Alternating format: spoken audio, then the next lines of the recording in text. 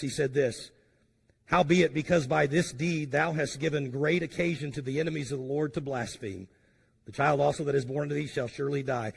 Basically, he's saying this, your behavior matters. Your behavior is a testimony of our God that loves us. And when we are inconsistent in the way that we receive the gospel and live it out in person, we become a stumbling block and we squander the gift that God has given to us. Finally, Paul points out that another way to avoid a fruitless ministry is simply this: we have to continue doing the work of God.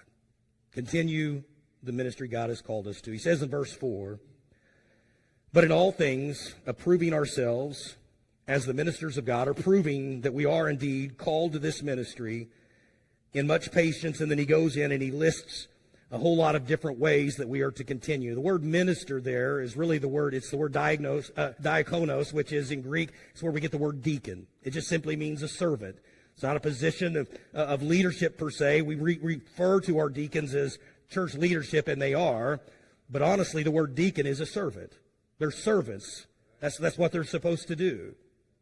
And so what he's saying is we are all servants. We are all ministers of the gospel. God has called us to a ministry, and the reality is ministry sometimes is difficult.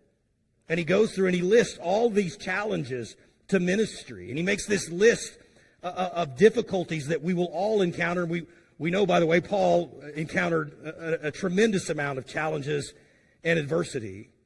And so he can speak with credibility when he says, listen, these difficulties are going to come, continue the ministry.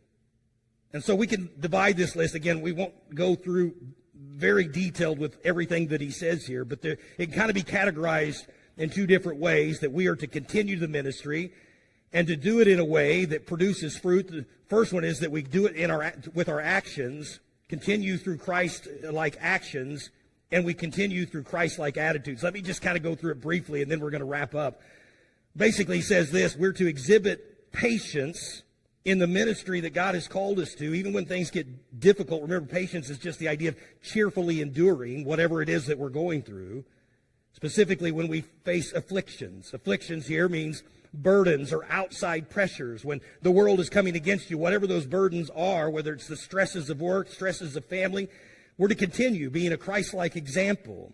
In necessities, he says, that necessities just basically means this: the lack of basic things in life.